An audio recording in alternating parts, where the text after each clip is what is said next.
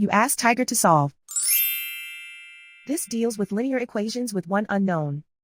The final result is c equals 72/5. Let's solve it step by step. Group all constants on the right side of the equation. Subtract 3/5 from both sides.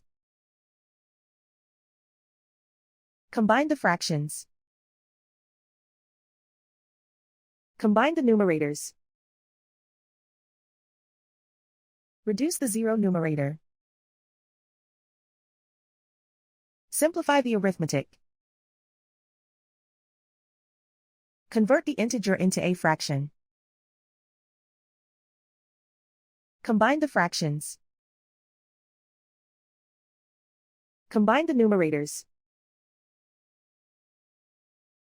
And so the final result is c equals 72/5.